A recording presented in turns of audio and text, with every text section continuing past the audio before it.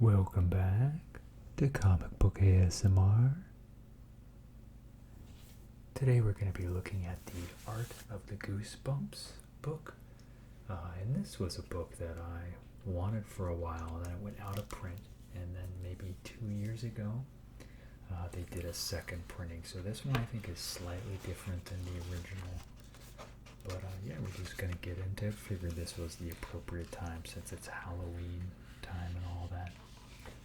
So all these are done by one singular artist, which I don't remember his name. It's Tim Jacobus. And so this is all of his work. So this is a bit of intro here, I believe, from him, I think. Oh, so the first one says Rachel Deering, so I'm not even sure. I think maybe she was the person who scouted him.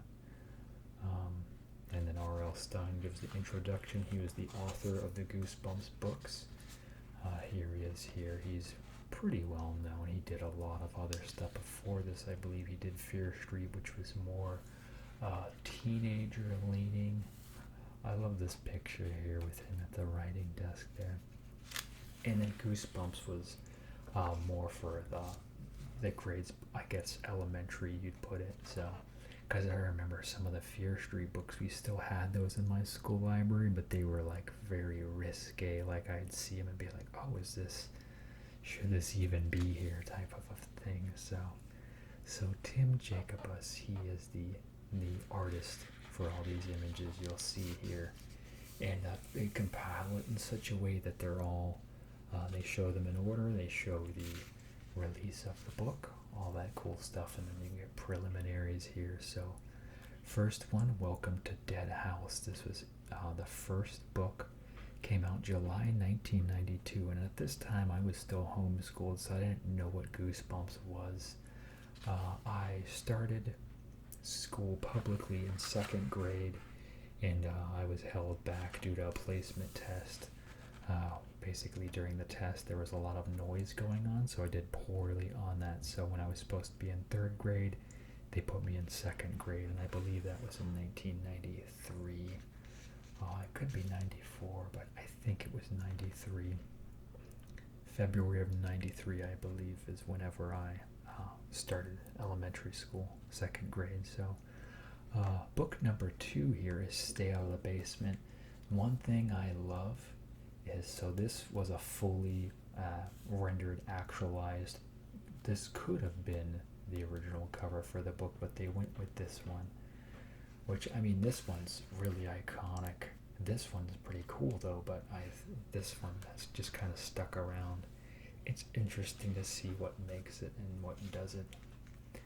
Next is Monster Blood. This is number 3, and here's the pretty actualized one up here. It says it's a mock-up, but still it looks pretty close to finish. But I think they went right with this one because it shows the angles of the stairs, make this more interesting as opposed to just the straight up looking perspective of the stairs, which is still cool, but I think they did better with that one. Say Cheese and Die was number 4. This one I always thought was a cool cover with the skeletons here at the cookout. The premise of the book, the kid finds a cursed camera, and whoever he takes pictures with it, they meet an untimely end. Curse of the Mummy's Tomb was book 5. I think this is the first one I ever saw at my friend's house when we were playing video games. I noticed it on the shelf and I thought it looked pretty cool. So, and even this one, here's a pencil rough where it has a mouth, but I definitely like it better in this form here. Number 6 is Let's Get Invisible. I'm trying to think if I missed one. It feels like I did. No, I guess I didn't. Okay. So Let's Get Invisible. So here, once again, we see some preliminaries, color mock-up. I think either one would have been good here. But yeah, art like this always inspired me, especially, as a kid, and seeing this, I mean, these images really kind of stuck with me. We have Night of the Living Dummy. This is old Slappy here, which I think he's probably one of the most memorable things from Goosebumps. They did, of course, the TV show a little later on. I want to say maybe 94 or 95 was when they had the TV show. And then the movies later, of course, he came back, and Jack Black also voiced the voice of Slappy, as well as being R.L. Stine in the movie. Girl Who Cried Monster. This is book number 8. And I remember I really loved the TV episode with this, whenever he goes monster mode and has like the big telescopic eyes on him and stuff. She sees him eating worms and bugs. Welcome to Camp Nightmare. I don't remember a lot about Camp Nightmare, in all honesty. Ghost Next Door is number 10.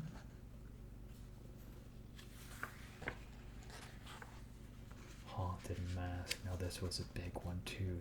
I remember the premiere episode of Goosebumps was actually an hour-long special that showed on a Friday night to launch the series, and then they went on from there. But yeah, this is probably one of those, the most iconic. I'd say it's a tie between, Slappy and this right here, but I think this takes it just because it was the premiere episode on top of it. So, and we have Be Careful What You Wish For. This was book number 12. I think I like this image a lot more than this one, but I mean, this is what they went with. I do love too, I always loved how they had the color schemes changed around the books too, with different images. And I think it's in the UK, they actually look different than this too. They actually had whole different covers, if I remember. So I think I saw a video for that. I might leave a link to it below. This is one I thought it was cool too. Piano Lessons Can Be Murder. I don't remember much about the book, but I remember I really liked the cover there. The simplicity of it is just so cool. Werewolf of Fever Swamp. I think I probably like this one the best. And then that crouched, more man-like. This just looks more of a wolf than a werewolf type of a thing here. You Can't Scare Me. This was one I know I really loved, like these mud men. I really was into like Clayface and stuff at the time.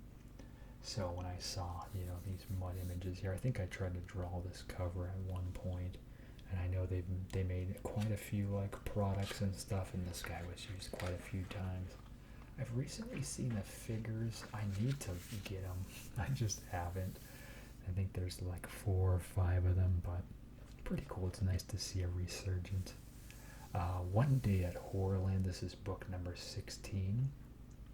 And one year I was dressed as the horror for Halloween. They had at the time the rubber masks. I believe they had one of, I'm trying to remember the name of the skeleton character, like their mascot, as well as this. And then I think they maybe had one other one too, but I remember that I chose this one. I just really kind of like that monster ram horn thing it had going on. Definitely got very sweaty inside the mask, and it had that weird like sweet rubbery smell to it.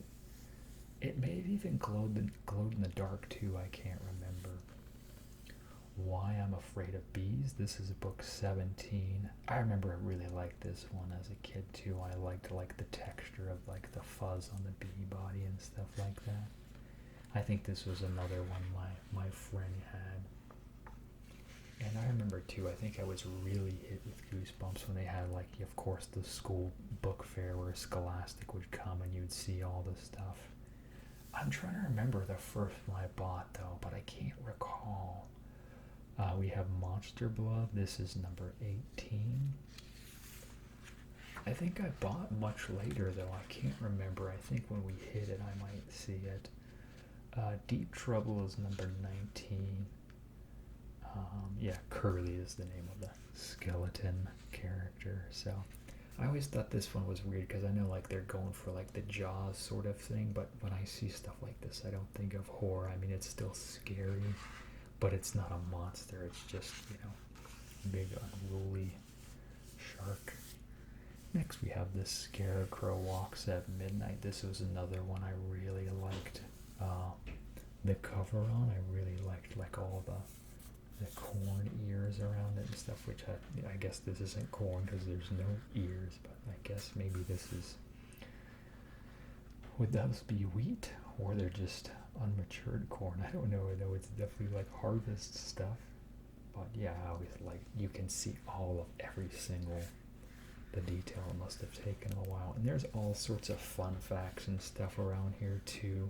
I highly recommend you picking up the book and getting it. I will leave a link below to Amazon. I believe it's a $35 book.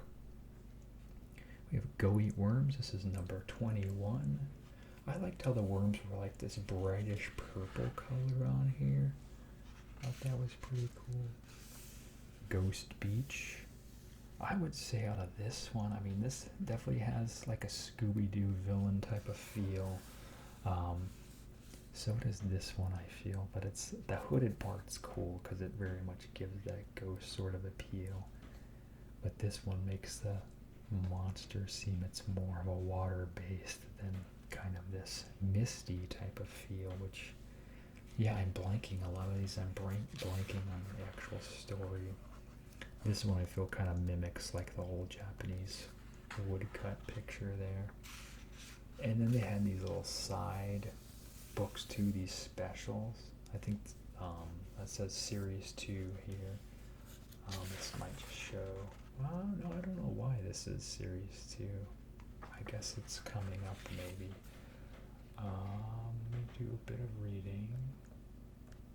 Next wave of Goosebumps set a precedent for several series within the series. Release, maybe because there's a lot of sequels here. So they're talking about Living Dummy 2, Haunted Mask 2. Start of the year in September '94, Goosebumps was enormously popular, leading book to be published bi-monthly by the 9th book. Okay. The next year's book starts with a number of covers that evoke several classic characters, including the Mummy, Phantom of the Opera, Wolf Boy, Executioner, even Batman. I know that one was huge, gravitated towards that. These archetypal images helped convey immediately to a potential reader a sense of familiarity and curiosity. His first cover painting job was a Star Trek book, it says there, so he did other work too. I don't know really why this is series 2 though. So this is number 23, Return of the Mummy, Phantom of the Auditorium, October of '94. Yeah, Attack of the Mutant. I mean, of course, as a big comic book guy, you know, I responded well to this one. And I think if I remember on the Goosebumps TV episode, they actually had Adam West guest spot as the hero that this villain had captured. And the premise, like the kid, if I remember, his name is Dusty, he finds himself drawn into these books that weren't any officially published book. He was just seeing him like his life was the comic book type of a thing. A very meta premise for sure. Really cool. I definitely recommend that if you know nothing of these. This was just kind of a unique one. So Harriest Adventure was number 26. It seems like he's taken on more of a monkey form. I think whenever I initially looked at this, I was thinking more of a wolf than a monkey type of a thing, but with the big ears on there, he seems more monkey-like. I'm gonna read. Looks like he had an Insta-tan he put on him, and then he starts growing hair from it. Night and Terror Tower. I remember I really liked that Executioner image here. Cuckoo Clock of Doom. This one's pretty cool. I like the upshot on that one. Monster Blood 3. I think this probably, that seems late though. It came from beneath the sink. I remember very vividly when I got this one at Walmart and I peeled like their big, huge, white, long sticker off the front. And it was like maybe a $3.98 book or something to that effect. I know by this point I was definitely buying them regularly because I was like up on it at that point. So Night of the Living Dummy 2. So I think I probably just officially started here maybe, and then I just kind of vicariously got all these other ones, and I may have picked up one here or there at the book fair. I'm pretty sure I had that Attack of the Mutant at 25, but I think I had one earlier than that, but I don't recall in all honesty. I really liked all the pink they had on this cover, and how you have the pink accent on there. The Barking Ghost. I remember I never had this one though, but I had several where I was just getting them as they were coming out. And we see here a photo reference of him dressed here as the camp counselor. The Horror at Camp Jelly Jam, that's number 33. Revenge of the Lawn Gnomes. I remember they released like a big old calendar, and a lot of these were in that calendar too. A Shocker on Shock Street, this is book 35. Haunted Mask 2. So different mask, same premise.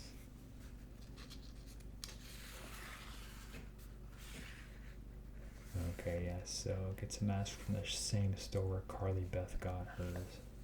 So it's the same place, but another bad mask. The Headless Ghost.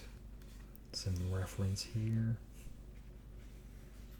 I don't think this was one I had either, but not because I didn't want it, just that I couldn't find it. It was, like I said, Goosebumps was very popular. I remember they had trading cards. I got those. They had like glow-in-the-dark ones. They had like Taco Bell, like kids' meals. All sorts of fun stuff. The Indomitable Snowman of Pasadena. How I Got My Shrunken Head is number 39.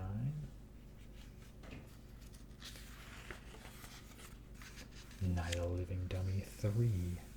I think I really like the fourth sketch here the best. I like how this was so far away from all of them. It gets you a good image of them all.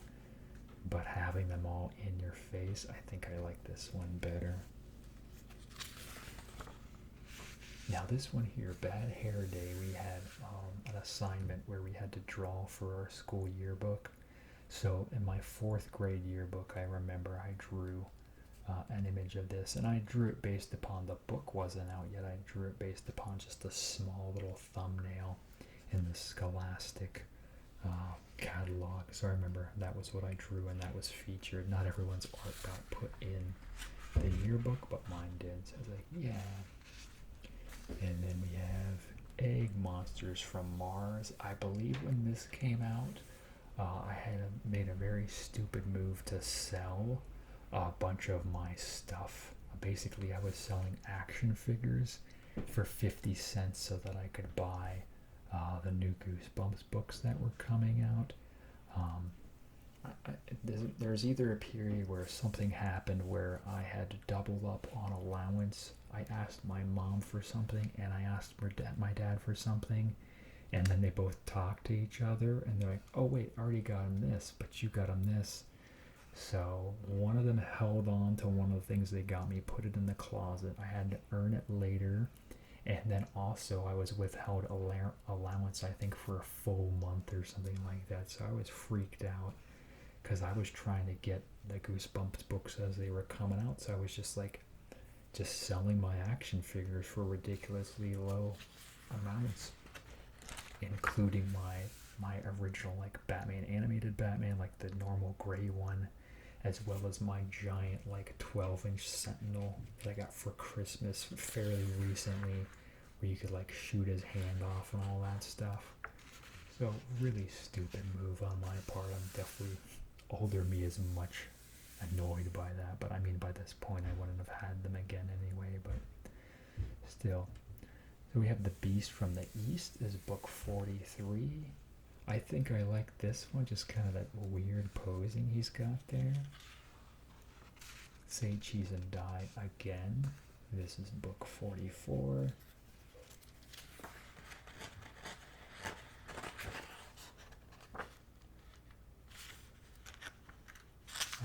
pages. Okay, so we have series 3. So this is what I was thinking about earlier. Yeah, so there's the calendar I was talking about, and then they had other special editions. They had like these big, like, they had like a choose your own adventure one. They had one that came with a night light here, like a little fold out light you could put over the top of your book. So these weren't part of the main line. They were like premium format. They were much more expensive. I think this one was probably close to 20 and stuff like that. So they had other ones that were bigger. These were little paperbacks that were like $4 or $5 if I remember. Ghost Camp is book 45. This very much evokes the Monsters Inc. movie poster to me. I can't help but wonder if they lifted a lot of their design from them. I mean, this is just swapped out for Sully's hands if I remember correctly. That's pretty close. How to Kill a Monster, book number 46. Book 40, I'm missing one, here we go. Book 47, The Legend of the Lost Legend. Down here it says, this was one of the few Goosebumps books that did not receive a reprint. It was eventually reprinted in Goosebumps' 25th anniversary retro set. I don't know if I ever read this one, honestly. I'm not sure what happened, if they just didn't print that many of them or what. I definitely know I had this one. I love this cover, Attack of the Jack-o'-lanterns. This is book 48. And I think this one, the TV episode, came out fairly close afterwards, which I was very surprised by. Which I could be mistaken, but that's kind of how I remember it. Vampire Breath, this is book 49. The photo reference here. I think I like the one they chose the best. This one's kind of cool. Calling All Creeps, this is book number 50. I love like the lizard people in the phone booth thing. I think this is the last one I ever remember buying as far as the regular series goes. Beware the Snowman, book 51. Trying to remember, this says 1997. I think I was in 7th grade at that point, maybe. Possibly 6th. Just depends. I think I was still in 6th, yeah, because that's earlier. So I know in 8th grade was 1999 for me. So that's when my dad passed away. It was November of 1999, day before Thanksgiving. So that's always a landmarker for me. So yeah, 8th, 7th would have been in 98, 97. So then 97, 96. Yeah, so 6th grade for that one. How I Learned to Fly was book 52. Yeah, I think at this point I wasn't really too keyed into them anymore. Chicken Chicken is book number 53. This is a fun cover though. Don't Go to Sleep is book 54. We have the Blob That Ate Everyone, that looks very Krang-like to me. I think I liked the blue they used the most on that cover more than anything else. I remember this one, The Curse of Cold Lake, of Camp Cold Lake. This one I actually got way later. They had like a Goosebumps like club subscriber type of a thing. And so this was in a kit that I got, which I didn't even keep up with. I think I paid for basically 1 month. Came with a few items. But the printing I got was like really poor. Like the pages were super thin. The cardboard that they used for the cover was really thin. I was really like disappointed with how cheap it felt. I do remember that. My Best Friend is Invisible. This is number 57. A scared cat here. Deep Trouble 2. This is number 58. The Haunted School, 59. Werewolf Skin, number 60. I Live in Your Basement, 61. And then Monster Blood 4 is 62. I believe this is the end of the regular books. Yes. And then it goes to Goosebumps Series 2000. They had relaunched. Yeah, see, here's one of the choose your owns, and this had like a glittery, shiny cover.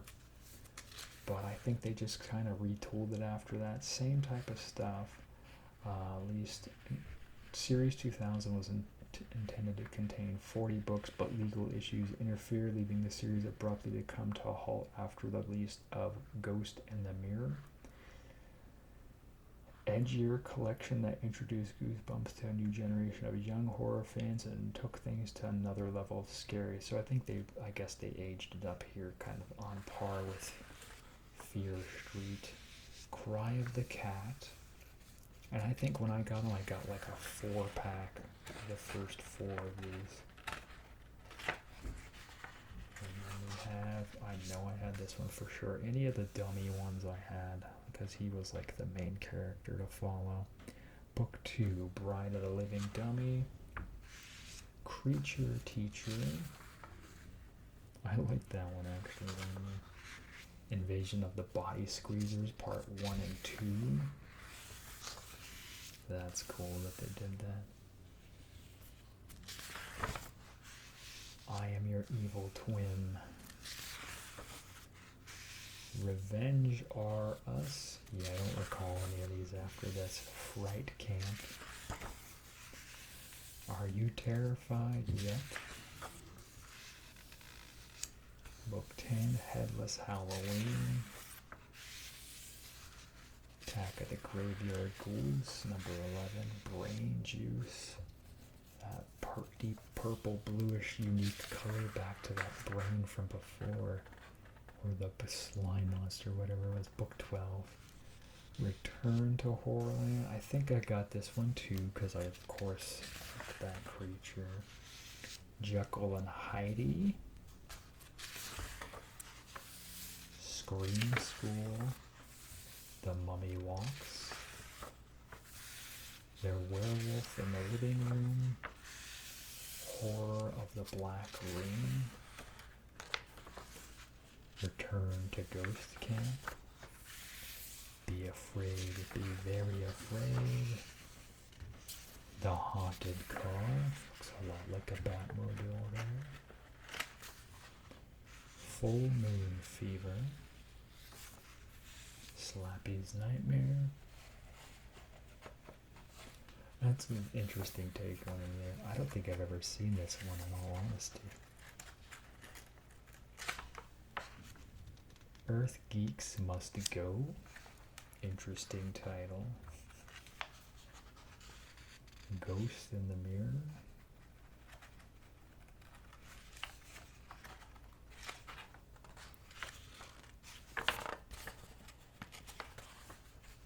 The Incredible Shrinking Fifth Grader. This is book 26. They said unpublished, so maybe a few others. No, I guess this one was unpublished. And that was the end of it there. And then Goosebumps Gold. So let's see, around 6 months after he completed his work on Goosebumps, Jacob is contracted to create cover art for a new series, Goosebumps Gold. Covers created using traditional mediums. The covers for Goosebumps Gold were created digitally, so they switched over the medium. Haunted Mask Lives, Happy Holidays from Dead House. And this evokes, I think, a lot of what the UK cover looked like there. Goosebumps Live on Stage. I don't even know what that is. Looks like a Disney on Ice type scenario. Movie and soundtrack, yeah, so there's the Jack Black as R.L. Stein. Very cool. And then also Tim Jacobus, he has a fan site that he runs, if I remember correctly. Basically, you can get, there's like maybe 10 or so images. He had prints done up, and he has autographs, and I think part of it even goes to charity. I might dig that up and find the resource to put that below too, but let me guys know your Goosebumps memories, which books were your favorite. I'm sure you all remember the show and all that too. Let me know down below. It's just a lot of fun, this piece. I mean, it's technically not comic book related. I mean, they did later put comics. They even have some graphic novels they had done. IDW had done some, so technically there is that side of it, but it's really the art. The art drove me back to it over and over again, and this book was a nice way to showcase literally everything that Tim had done. So that's going to do it for now. Make sure to like, comment, subscribe, and as always, you'll have a super slumber. Thanks. Bye.